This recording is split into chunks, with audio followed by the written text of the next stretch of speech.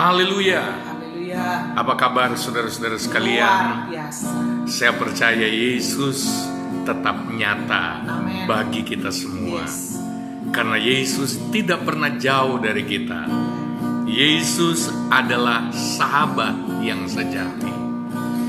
Pada kesempatan ini kita akan membahas firman Allah tentang Tuhan sanggup menyembuhkan kusta apapun dalam hidupmu, Yes. dalam setiap aspek hidup kita. Percayalah bahwa tidak ada yang mustahil bagi Tuhan. Sebelum kita mendengarkan firman Allah, mari kita sama-sama menyanyikan dan menyembah Tuhan dengan lagu ini. Kau rangkai air mataku jadi permata.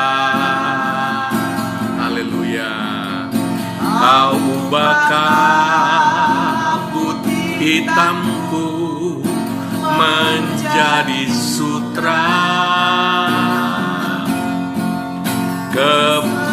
Kesusahan, kesukaran Kau ubah jadi bintang-bintang. Kau rangkai air mata jadi permata. Haleluya. Rangkai air mataku jadi permata. Kau ubah kabut hitamku menjadi sutra. Kesusahan, kesukaran Kau ubah jadi bintang-bintang. Kau rangkai air mata jadi permata. Oh Yesus, oh Yesus,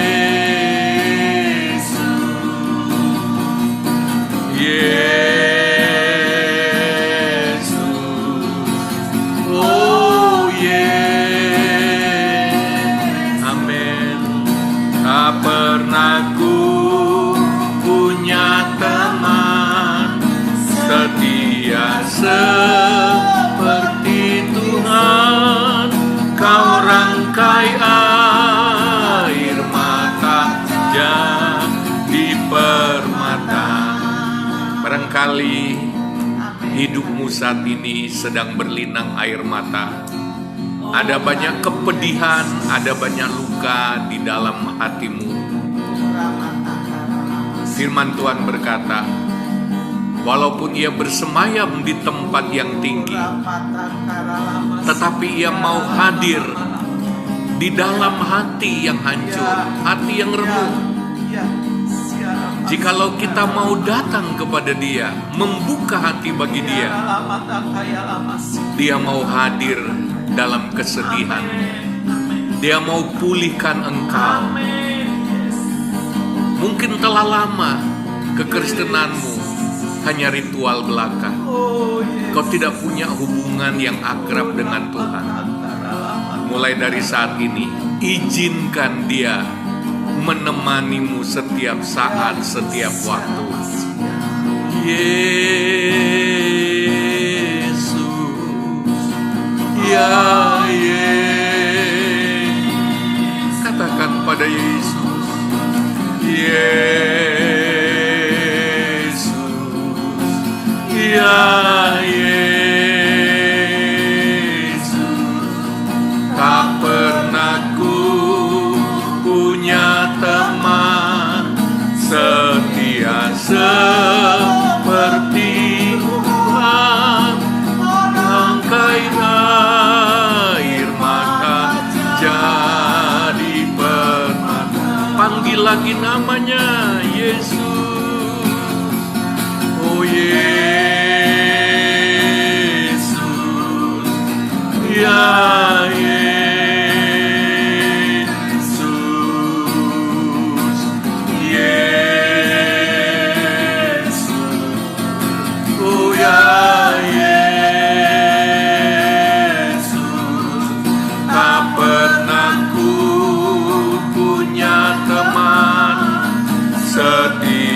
seperti Yesus, kau rangkai air mata jadi permata.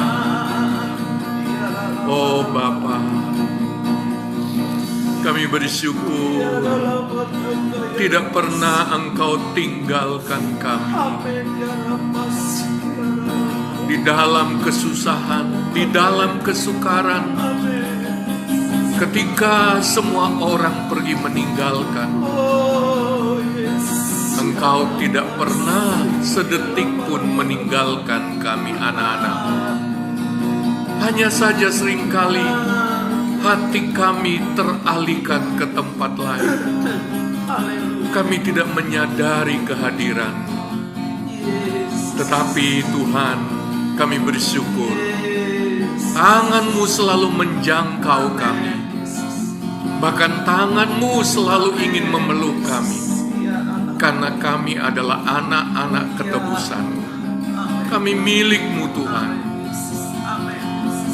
Pada kesempatan ini, berbicaralah kepada kami Tuhan. Melalui firman, biarlah setiap kami menangkap sesuatu dari firman-Mu ini. Dalam nama Tuhan Yesus Kristus. Haleluya.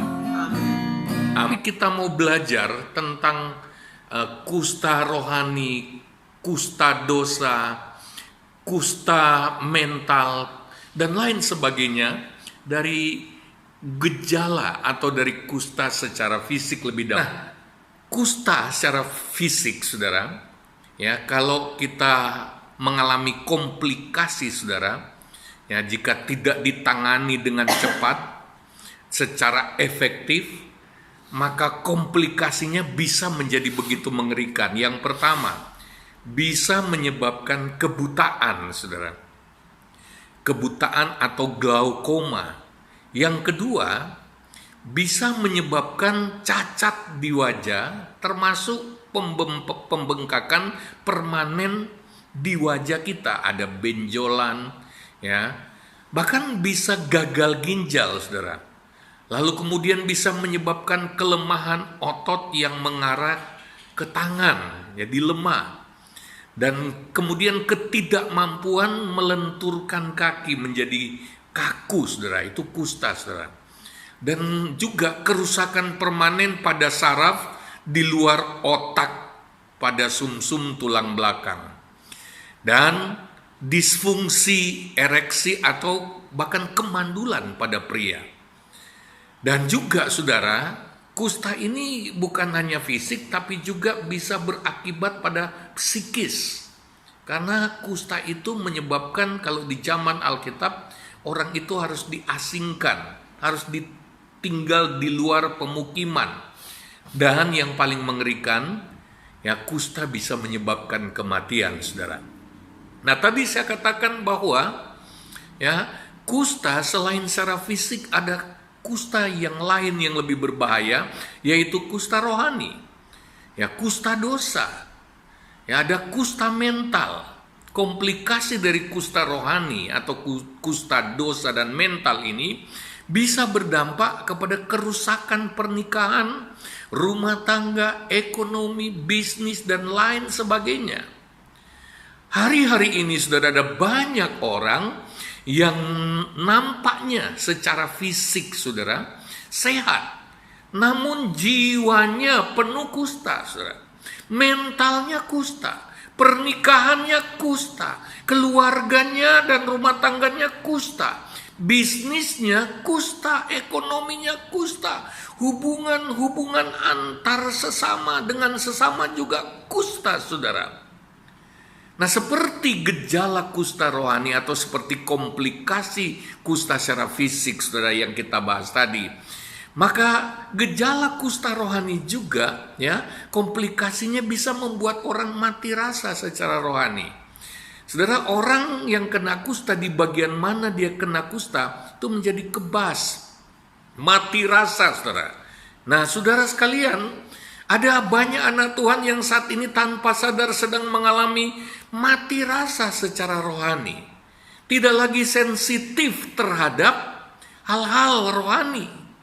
Hati mereka kebas terhadap hal-hal yang ilahi. Mereka mulai kebal terhadap firman Allah. Hati nurani mereka tidak lagi sensitif, tidak lagi efektif, tidak lagi memperdengarkan tuduhan-tuduhan jikalau mereka berbuat kesalahan. Tidak lagi mengeluarkan suara-suara peneguhan ketika mereka hidup di dalam kebenaran. Ini kusta rohani, saudara. Membuat orang hilang rasa, saudara.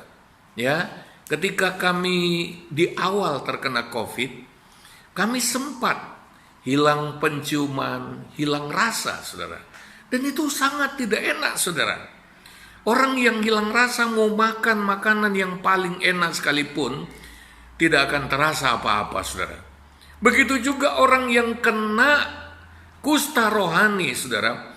Firman Tuhan sehebat apapun, dia tidak berasa apa-apa. Cemplang, biasa saja.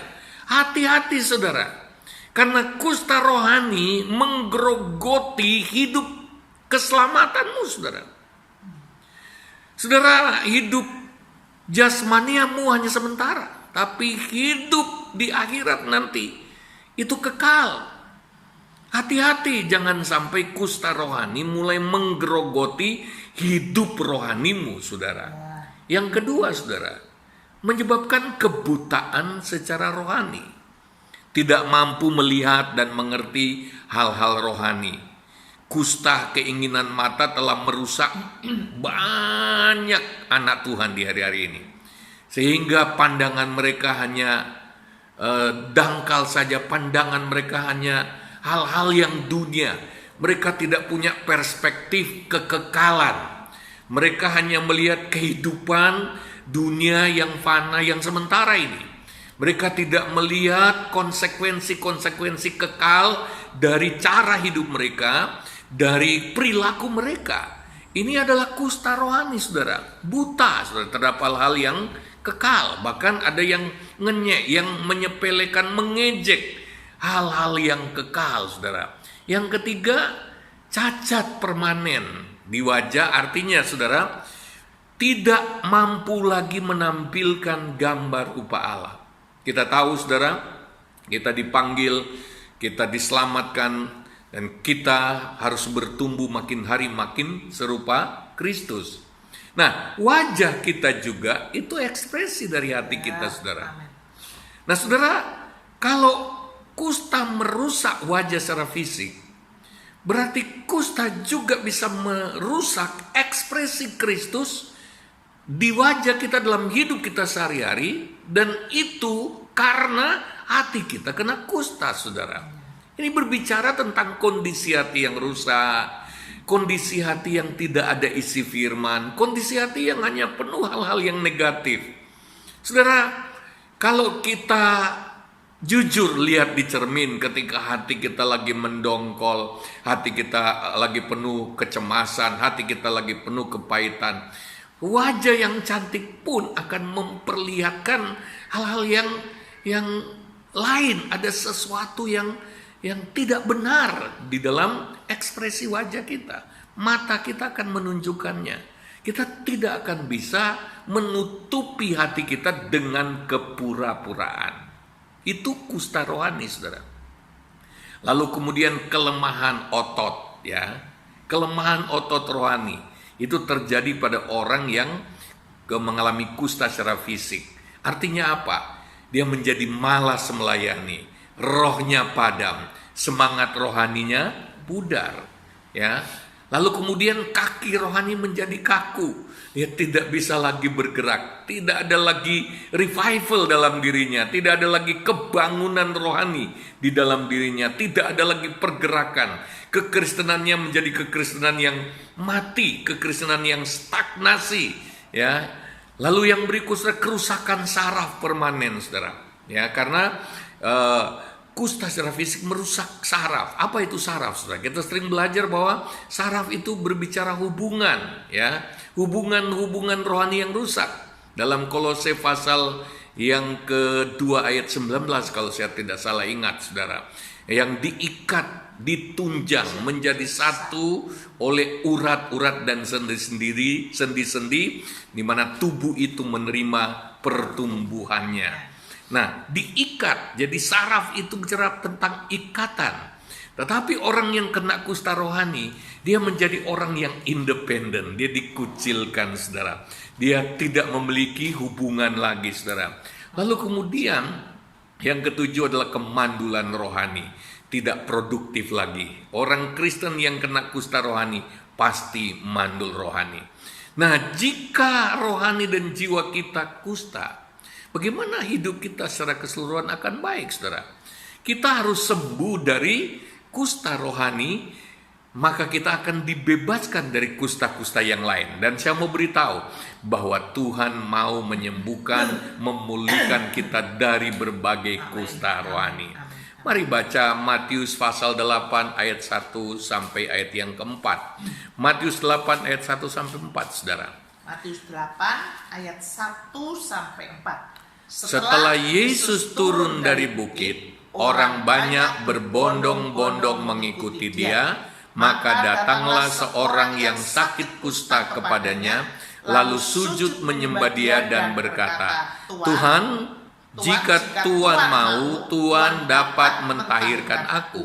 Lalu Yesus mengulurkan tangannya menjamah orang itu dan berkata, Aku mau, jadilah engkau tahir. Seketika itu juga tahirlah orang itu daripada kustanya.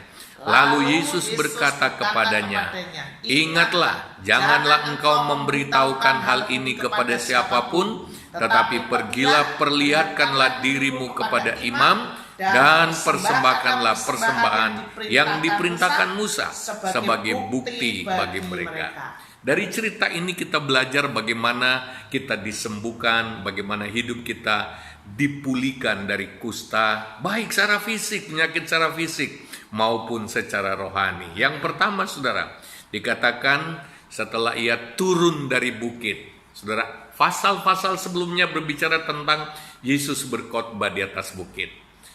Lalu berbondong-bondonglah orang-orang dan murid-muridnya mengikuti dia. Ini berbicara tentang apa saudara?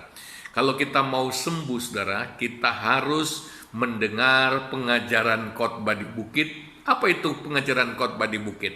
Kalau kita memeriksa khotbah di bukit saudara, itu adalah aplikasi dari 10 perintah Allah.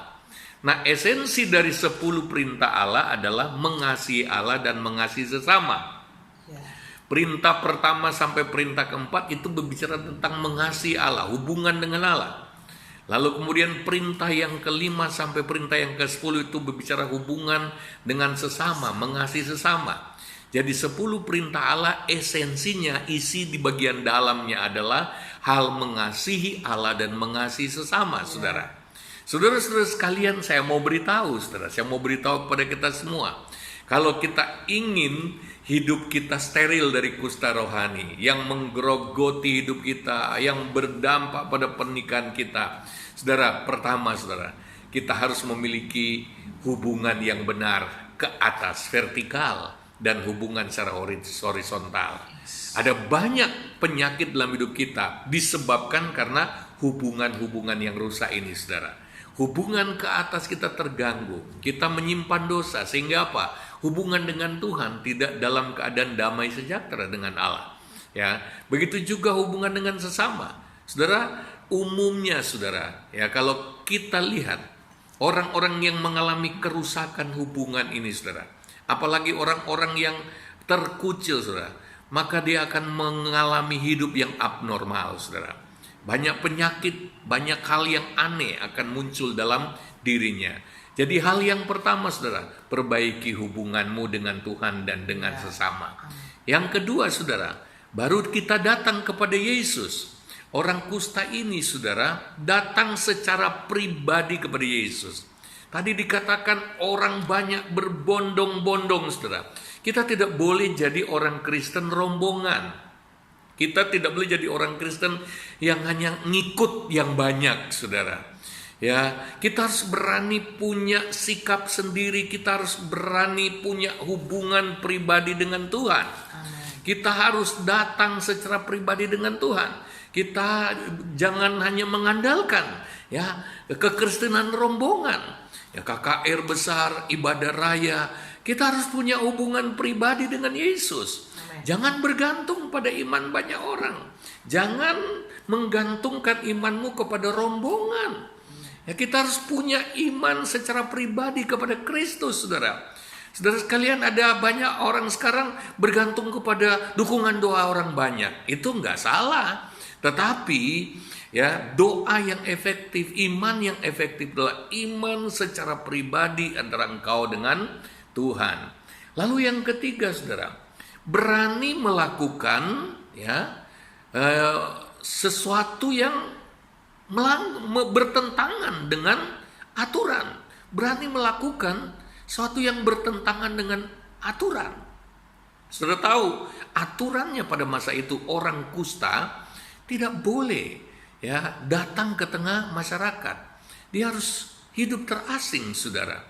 Tetapi pada waktu itu si kusta ini dia berani mengambil resiko, menerjang aturan itu karena dia yakin bahwa inilah saatnya dia harus sembuh. Ada banyak dari kita, saudara, yang takut penolakan, malu. Ya, orang kusta pada masa itu, ya, supaya orang tidak mendekati dia harus berseru-seru, najis, najis, najis, najis.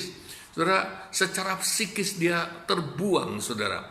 Saudara, dia terpenjara, terpasung oleh peraturan, tidak boleh campur aduk dengan orang-orang sehat. Tetapi pada waktu itu dia ambil resiko, dia gak peduli semuanya itu. Dia terjang hanya ingin bertemu dengan Yesus. Sudah ada berapa banyak anak Tuhan yang tidak mengalami pertolongan Tuhan, yang tidak mengalami mujizat Tuhan. Karena apa?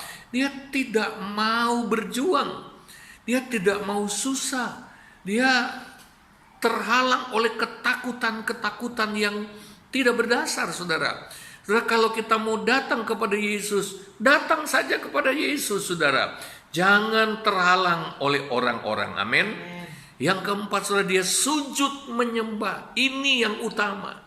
Saudara, tempatkanlah diri kita di dalam frekuensi Tuhan dengan menyembah Dia. Meletakkan Tuhan di tempat yang tertinggi, itulah penyembahan, saudara. Menghormati Dia, ya, sebagai pemegang otoritas tertinggi, sebagai pemilik hidup kita. Saudara, penyembahan ini yang harus kita miliki, saudara. Bukan hanya nyanyi-nyanyi, saudara. Bukan hanya mempersembahkan ritual acara pada suatu hari Minggu. Tapi di rumah kita harus punya waktu-waktu untuk bersujud menyembah Tuhan, saudara. Kita harus punya saat-saat khusus, ya, quality time untuk menyembah Tuhan. Karena penyembahan akan membawa hidup kita begitu dekat dengan Tuhan. Dan di hidup melekat dengan Tuhan di hadirat Allah, tidak ada penyakit yang tidak bisa disembuhkan. Tuhan akan memberi pemulihan. Yang kelima, saudara, menyerah dan percaya kepada kehendak Allah. Orang kusta ini berkata, jikalau engkau mau, engkau dapat mentahirkan aku. Artinya begini, suka-sukamu Tuhan. Haleluya. Walaupun ada sedikit kelemahan di sini, saudara. Dia tidak tahu bahwa Tuhan memang ingin menyembuhkan dia. Tuhan bukan hanya ya kalau engkau mau, tapi Tuhan benar-benar mau. Haleluya. Ini yang dia tidak tahu. Ada banyak orang Kristen yang tidak mengalami pertolongan Tuhan karena apa? Dia kurang pengetahuan bahwa Tuhan mengasihinya, bahwa Tuhan mau menyembuhkannya, bahwa Tuhan mau memulihkannya. Saudara sekalian, ini yang harus kita pegang, saudara. Suka-sukamu Tuhan artinya biarlah kehendak Tuhan yang terjadi. Dan saya mau beritahu bahwa Tuhan menghendaki kita dipulihkan untuk kemuliaan namanya. Tuhan rindu pulihkan semua aspek hidup kita. Datang kepada Tuhan. Jangan hanya kalau butuh, saudara. Ya, kita harus punya waktu-waktu spesial intim dengan Tuhan. Yang keenam, saudara, terimalah kesembuhan pada saat ini juga. Dalam cerita tentang orang kusta tadi, saat itu juga Yesus berkata, aku mau jadilah engkau tahir. Dan saat itu juga dia disembuhkan dari penyakit kusta. Bagi Tuhan, saudara, kesembuhan kita sudah selesai. Yes. Karena firman Allah berkata, oleh bilu-bilunya kita sudah sembuh. Sudah. Jadi urusan Tuhan untuk menyembuhkan kita sudah selesai. Penundaan itu terjadi di kita. Ada penghalang-penghalang. Ada iman yang kurang. Saudara, oleh sebab itu kita harus tingkatkan, upgrade iman kita supaya hari ini juga kita sembuh. Amin.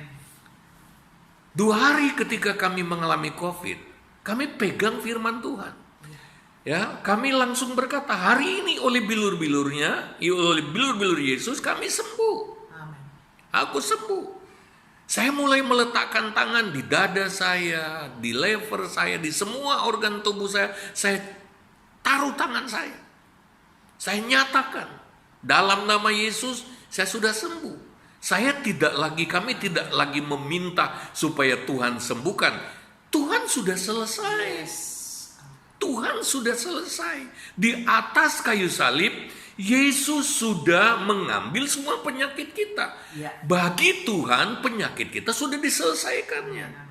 Soal kesembuhan penyakit kita itu sudah selesai. Itu sudah dikerjakan oleh Tuhan dalam penderitaan salib yang dia alami. Sudah selesai. Jadi kalau kita belum sembuh, itu penundaan bukan ada di Tuhan, tetapi ada di kita. Saudara, kalau kita memiliki iman tanpa kebimbangan sama sekali, hari ini juga kita sudah disembuhkan. Amin. Haleluya. Amin. Haleluya. Amin. Inilah penghiburan besar yang kami punya ketika kami menghadapi COVID, saudara. Ya, dan yang terakhir, Yesus katakan jangan cerita ke orang-orang lain dulu. Pergi kepada imam, lakukan yang diperintahkan oleh Musa. Buktikan kau sudah sembuh. Artinya saudara sekalian, ya kita memerlukan peneguhan ya dari imam ya, atau dari rohaniawan ya yang membimbing kita. Jangan cepat-cepat cerita kemana-mana. Biarlah kita dibina dulu. Biarlah kita membuktikan ya. Kita dilatih ya. Lalu kemudian setelah kita sudah menunjukkan ketundukan kita kepada otoritas rohani, maka kita akan punya kuasa untuk bersaksi keluar. Untuk itulah Tuhan memanggil kita. Saudara sekalian, apapun keadaanmu hari ini, mungkin seperti orang kusta tadi, Yesus jamah dia, saudara. Ya, keadaan seburuk apapun engkau, mungkin seperti penyakit kusta, tidak ada harapan. Tetapi lihat saudara, Yesus menentang aturan waktu itu. Aturannya orang kusta tidak perlu disentuh. Tetapi Alkitab menulis, Yesus menjamah orang kusta itu. Dan orang kusta itu sembuh.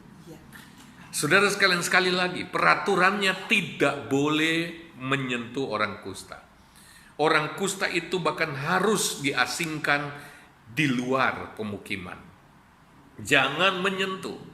Tetapi saudara, Yesus tidak peduli itu. Orang ahli-ahli Taurat merasa jijik untuk menyentuh orang kusta itu. Tetapi Yesus mengasihi orang kusta itu. Apapun keadaanmu, mungkin masyarakat berkata menjijikan. Ya, mungkin bukan fisik, tetapi engkau ingin pulih secara moral. Engkau ingin bangkit secara moral. Mungkin hidupmu selama ini begitu rusaknya. Dan orang-orang tidak mau bergaul dengan engkau. Hari ini saya mau beritahu bahwa Yesus bukan hanya ingin menyembuhkanmu.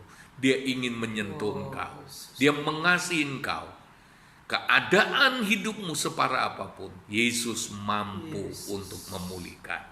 Haleluya, haleluya, haleluya. Mari kita datang kepada Tuhan. Haleluya. Dia jamah segenap hidupku.